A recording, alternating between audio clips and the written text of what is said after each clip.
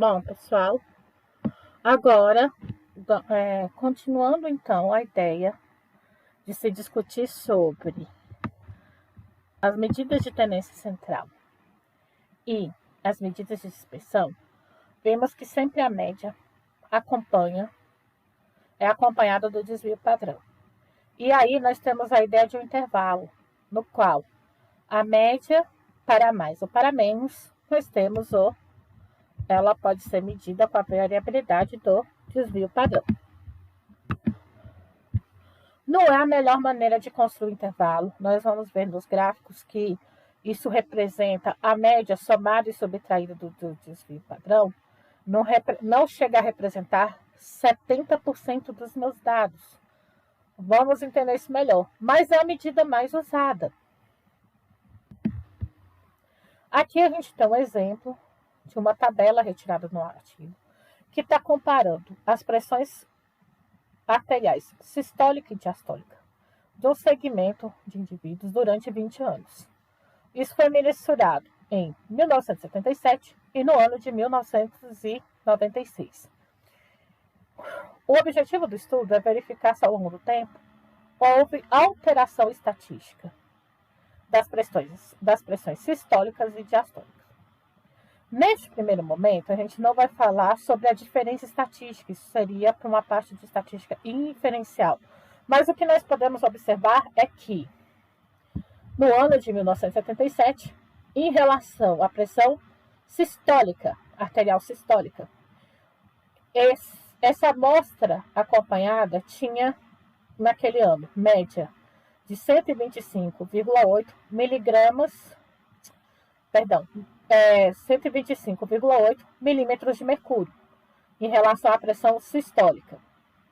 E isso é a média. E o desvio padrão de 11,8. Então, média de 125,8, mais ou menos 11,8 milímetros de mercúrio. Isso em 1977. E o que eles observaram no ano de 1996? Que a média encontrada foi 124. Ela foi menor do que a média de 1977. Bom, a gente observa que matematicamente esses números foram diferentes. Mas será que estatisticamente também? Isso seria o ponto da estatística inferencial. A média foi de 124, com mais ou menos 12 de desvio padrão. Então, muitos dos dados que a gente tem em tecnologias de saúde e vigilância sanitária são representados dessa forma. Aqui eu só tenho a descritiva, eu não estou preocupada em avaliar, por exemplo, esse P que aparece. Vamos ver na estatística inferencial. Aqui eu só estou pegando os dados, coletando e descrevendo em termos de média e desvio padrão. Estatísticas resumo, que representam medida de tendência central e de dispersão, para que ao invés de apresentar todo o conjunto dos meus valores, eu consiga resumir para o leitor apenas um único dado. E ainda, sobre o desvio padrão, nós temos umas discussões interessantes para fazer. Que é o seguinte, a gente já viu que desvio padrão eu preciso ter um valor aí subtraído de 1, né, embaixo, para ajustar uma amostra de tamanho pequeno. E o conceito que a gente vai ver na aula de gráficos é que esse desvio padrão ele pode ser multiplicado por 1, por 2 ou por 3. Aqui a gente tem um conjunto de valores no qual foi calculado o desvio padrão. Lembre-se sempre, gente, que para calcular o desvio padrão eu tenho que subtrair da média e elevar ao quadrado para que eu saia daquele desvio sendo sempre zero. Fazendo isso, dividindo pelo número de valores menos 1, que é o ajuste que comentamos no nosso bloco anterior, tirando-se a raiz, esse valor aqui, a média desse conjunto de dados é de 200,3. E o desvio padrão calculado vai ser 4,05 miligramas por decilitro, que está sendo medido, por exemplo, no esterol. E assim, porque a soma desses valores dá 148,10. E nós temos 10 dados, menos 1, 9. Esse é aí, dividindo-se isso, retirando-se a raiz, a gente vai ter o valor de 4,05. Não se preocupem com a conta, eu só expliquei para vocês da onde vem esse cálculo. Por quê? Porque nós utilizaremos mecanismos de cálculo utilizando o site para a gente fazer os nossos exercícios. Ok, aí nós temos que isso é o desvio padrão. Uma vez ele, 4,05. Duas vezes esse desvio padrão, 8,10, multiplica por 2. E 3 vezes, 12,15. Nós vamos ver o quanto isso é importante quando a gente for construir um gráfico que considera os valores de média e desvio padrão.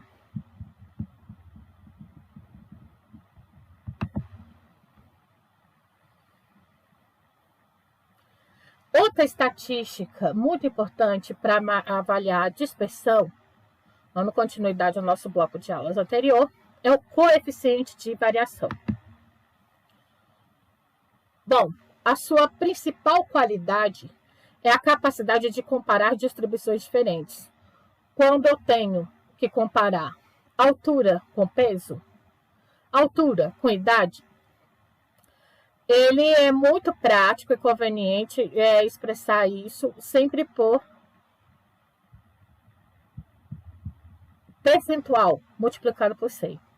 A conta é simples, o que a gente precisa entender é o conceito. Sempre, toda vez que eu for calcular o coeficiente de variação, é sempre o desvio padrão dividido pela média. No exemplo anterior, que a gente tinha aqui, o desvio padrão, 4,05, a média, 200,3. Aí eu faço isso, multiplicado por 100, aí eu tenho que o coeficiente de variação é 2%. Essa conta aqui, multiplicado por 100, dá 2%. Tá. O coeficiente de variação, ele é muito utilizado na área de tecnologia de saúde e vigilância sanitária quando eu quero fazer comparações de medidas entre laboratórios. Por quê? Ora, vamos pensar agora nessa questão da nossa pandemia, que a gente tem que mensurar determinados exames laboratoriais. Aí eu tenho lá um determinado laboratório, e como é que eu sei que ele é confiável em relação ao laboratório B? Eu tenho o laboratório A e o laboratório B. Como eu faço para compará-los? E aí eu preciso ter uma medida de comparação. Um deles pode ser o coeficiente de variação.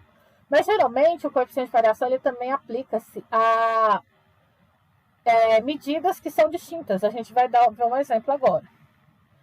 Então, medidas laboratoriais de coeficiente de variação, elas podem ser frequentemente utilizadas quando eu vou comparar diferentes laboratórios. E a gente vai ver que essas medições, se as medições não têm um zero natural, a gente não tem um valor zero, então o coeficiente de variação não é uma medida válida, e medidas alternativas como a correlação entre a classe é recomendado. A gente não vai falar de correlação entre a classe, mas é importante a gente pensar aqui nesse sentido.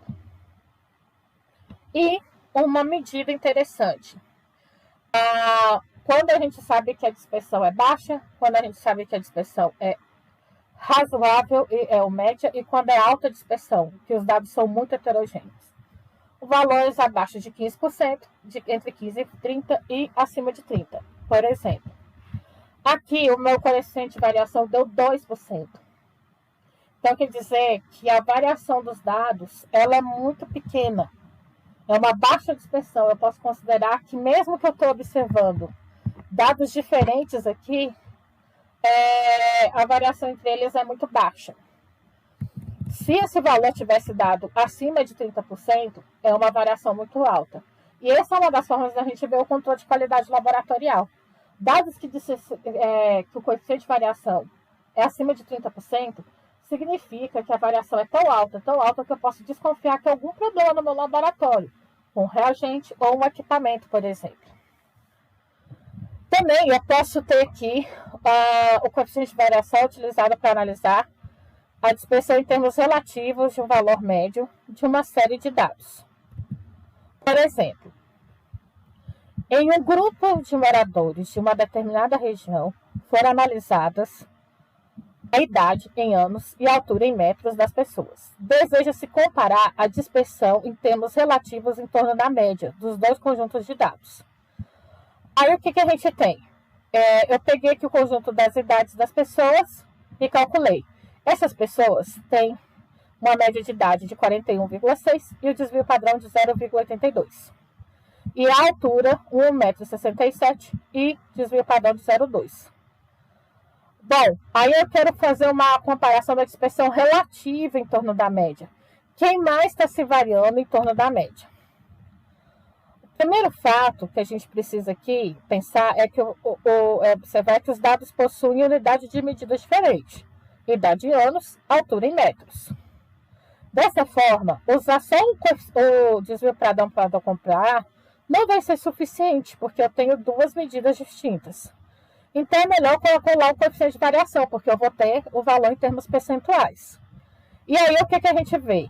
Quando faz esse cálculo do coeficiente de variação, que é o desvio padrão dividido pela média vezes 100, a gente vê que a variação em relação à idade é 1,97.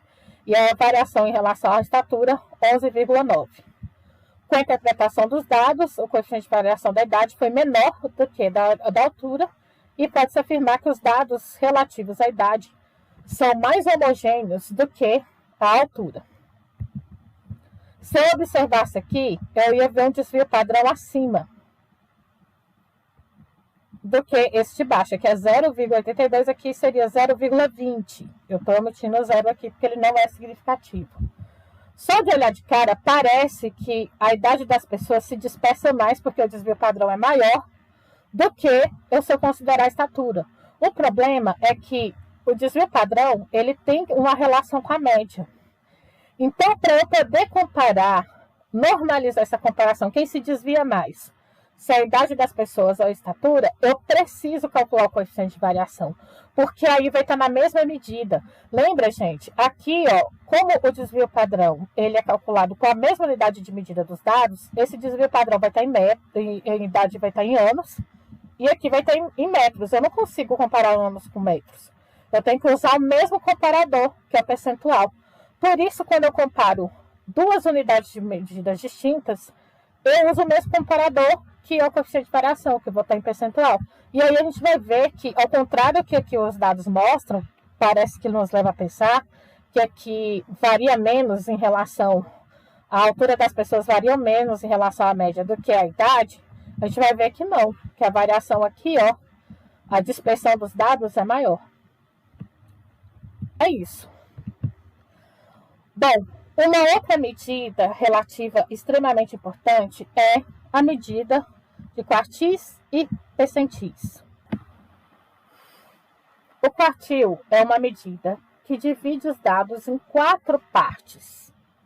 4 partes, correspondentes aos percentuais 25%, aqui 25 mais 25, 50%, esses aqui 75% juntos e aqui 100%. 4 partes. Pensa no chocolate, gente. Eu consigo dividir em 4 partes. Cada parte seria um quartil. E aí, ele tem uma propriedade bem interessante. O primeiro quartil identifica o valor abaixo do qual estão 25% dos meus dados. Os menores valores estão mais próximo do mínimo. O segundo quartil representa o valor abaixo do que está a metade dos meus dados. Assim também, como dessa forma, e aqui, só lembrando, né, que como aqui vai estar bem no centro, vai estar correspondendo à mediana.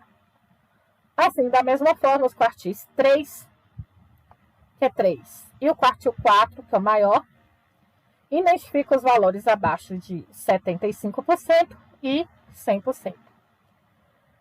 Bom, imagina aqui, né, que os quartis são divisores que separam os dados de um conjunto de acordo com o percentual de valores desse conjunto de dados que estão abaixo do quartil.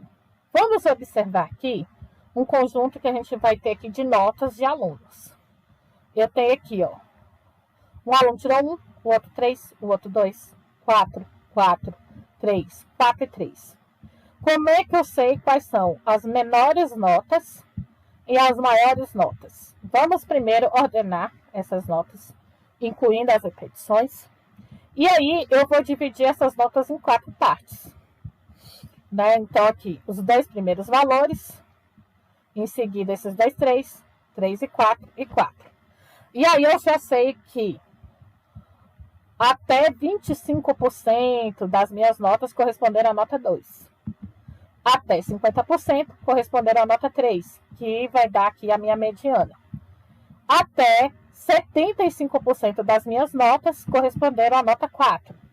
E 100% aqui vai até 4.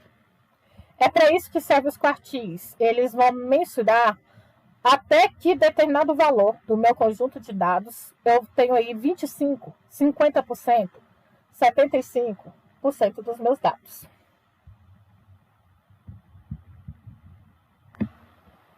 Esses dados, pessoal, são utilizados para construir um tipo de gráfico que a gente chama de caixa bigode, no qual a gente tem nas pontas o valor mínimo e o valor máximo dos dados. Até a parte inferior da caixa, nós temos 25% dos meus valores. E aqui eu vou ter o Q1, o meu primeiro quartil.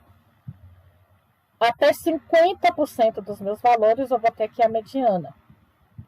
E a parte superior da caixa, vou ter 75% dos meus valores. E aqui a gente está observando que esse gráfico ele é construído conforme a posição ordenada dos meus dados. Sendo que a parte inferior corresponde a 25% dos dados. Aqui, ao centro, não necessariamente a metade, eu vou ter 50%. E a parte superior da caixa, 75%.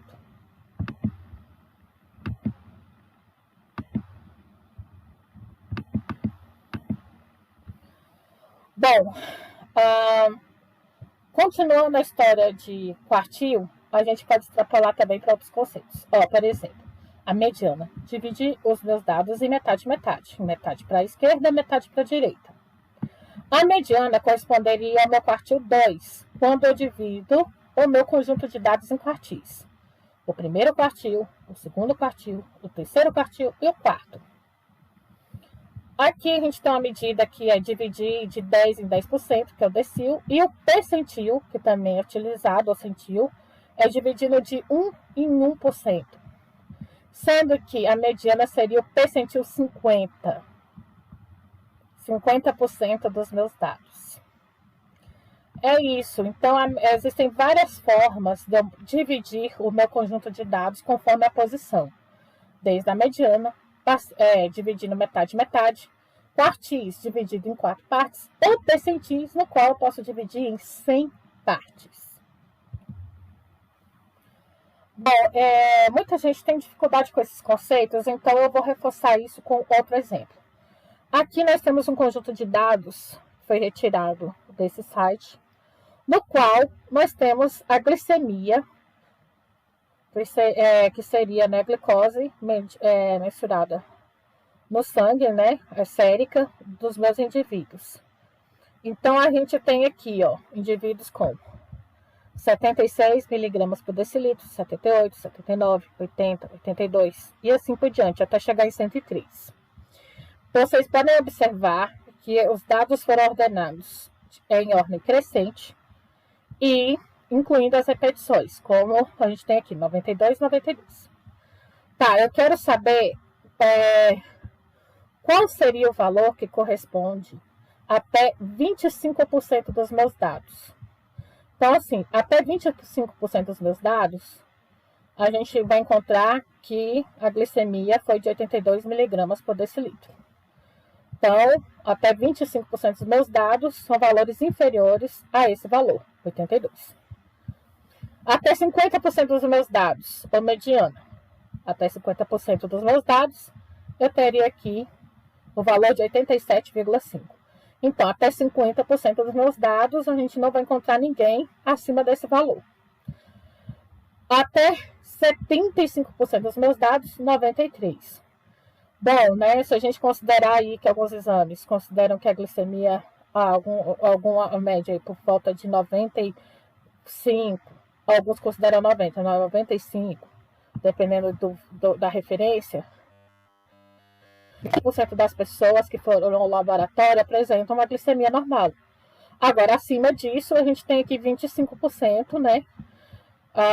Tem uma glicemia alta. Se eu considerar que o valor de glicemia adequado seria até 93, para esse caso. Então, esse aqui eu tenho uma ideia de quantos por cento da minha população tem um valor muito abaixo ou acima de um valor esperado. Isso é muito importante para a gente ver. Por exemplo, se eu fizesse essa distribuição na minha população e encontrasse que o meu Q1 já era uma glicemia de 120, era de se preocupar. Então, quer dizer que entre os menores valores de dados, até 25% da população, eu tenho 120. Então, mais do que 25% da população, 75% tem valores acima. Então, é muito importante eu estar mensurando. E da mesma forma como eu posso dividir isso em quartis, eu posso dividir em decis também, a cada 10%. Vejam que 50% corresponderia à minha mediana.